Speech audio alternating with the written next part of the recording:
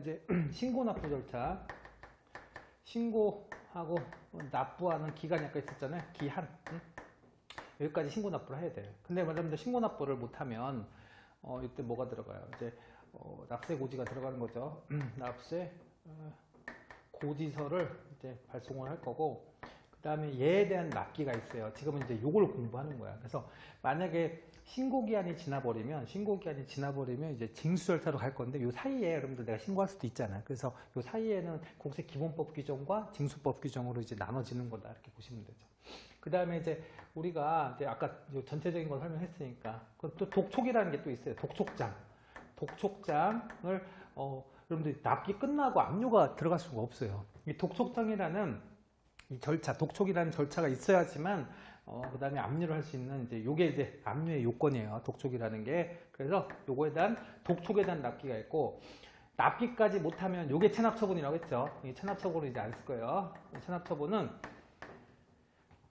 압류, 매각, 청산 이 세 가지 절차를 통해서 이제 마지막에 이제 분배하는 거라고 보시면 돼요. 그래서 체납처분은 이제 강제적 징수 절차고, 우리가 이제 여기 징수 절차를 보는 거는 어떻게 보면 여기 이후에 여기서부터라고 보시면 돼. 그래서 하여튼 여기서부터라고 보셔도 되고, 요 기간을 이제 우리가 징수 절차고, 이 첫 번째 납세고지서 발급은 이거예요. 납세고지서는 일단 납부기한이 지나면 일정 이제 시점까지 얘네가 납부가 안 하면 납세고지서가 나가요. 그럼 납세고지서 나가고 나서 일단 요 기간은 납기까지를 보통 30일 이내, 보통 30일을 잡아요. 30일 이내 기간으로 납기를 두고 납세고지서를 발급을 하라고 되어 있어요. 그래서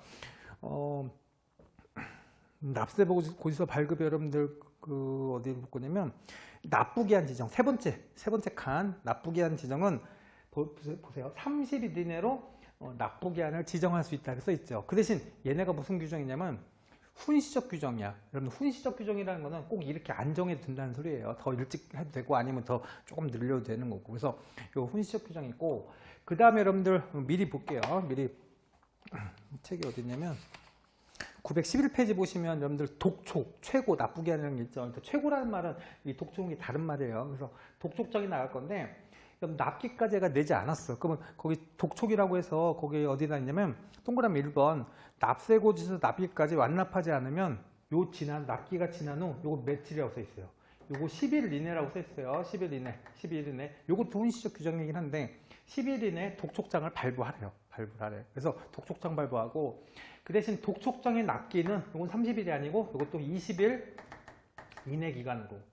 그래서 30일, 10일, 20일인데 요거는 어떻게 보면 훈시적 규정이라고 써 있어요. 훈시적이라는 거는 강압적인 이제 규정은 아니다라고 보셔도 돼요. 그래서 일단 기간 내에 이제 하는 개념이고, 그 대신 여러분들 이때 신고를 안 하면 아까 우리 가산세 규정은 이미 얘기했으니까 그건 나중에 한번 다시 볼 게지만, 일단 가산세는 여기 가산세 붙을 거고, 여기까지 가산세 붙일 거고, 그 다음에 가산세 없어. 여기는 가산세 없고, 납기 이후에는 또 가산세인 이제 우리 가산금 형태인 납부지연 가산세가 또 3% 붙고 나서 이제 또 붙을 거니까, 요 가산세 규정은 여러분들 요 기간에 신고불성실, 납부불성실 관련된 납부지연 가산세가 붙고, 그 다음에 요 뒤는 가산금 관련된 납부지연 가산세 붙는다. 이건 아까 전 시간에 얘기했으니까 이렇게 보시면 되죠. 다시 돌아오셔서 906페이지.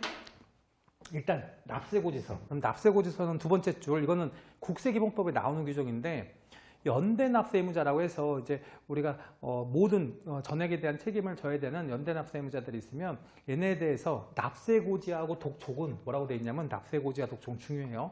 우리 각자에게 모두에게 송달하라고 되어 있어요. 그래서 우리 송달의 이제 기준 중에서 연대납세 의무자는 전원에게 각자에게 모두 납세고지서를 발급하라고 되어 있다. 첫 번째 중요한 거고, 두 번째 2번은 이제 중요하진 않으니까 일단 3번에 이제 그 동그라미 3번에 보시면 거기 보시면 납세고지서에 대한 여러분 필수적 기재사항이라고 있는데, 이게 여러분들 그렇게 중요하진 않지만 혹시 모르니까 거기 보여 과세기간, 세목, 세액, 산출근거, 납부기한, 납부장소라고 써있죠. 요 6가지인데 이 6가지가 필수적 기재사항이야. 그럼 납세고지서의 필수적 기재사항 6가지는 한번 보셔야 돼. 그래서 과세기간, 세목, 세액, 산출근거, 그 다음에 납부기한, 납부장소 필수적 기재사항이고, 그 다음에 30일 이내 납기를 두고 이제 우리 발급을 할 건데, 요 기간은 일단 혼신적 규정이라고 나왔지만 또 이런 것도 있어요. 그 밑에 발급 시기. 그러면 이거를 얘를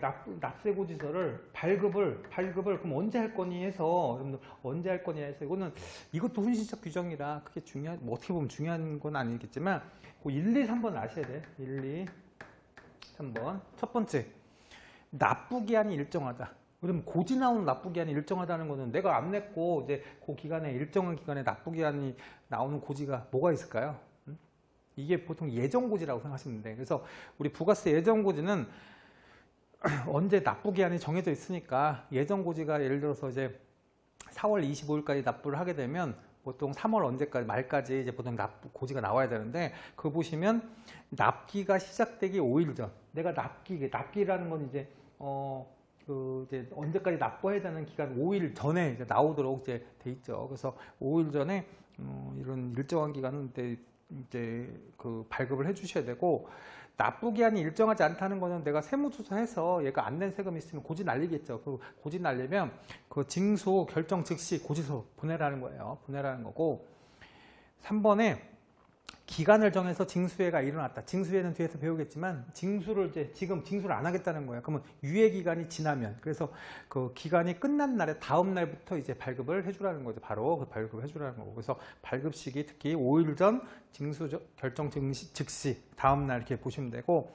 납부기한 지정은 며칠 내? 30일 내 보시면 되고 그 다음에 연대납세 의무자한테 뭐 어떻게 전원에게 납세 고지하고 독촉은 전원에게 들어간다.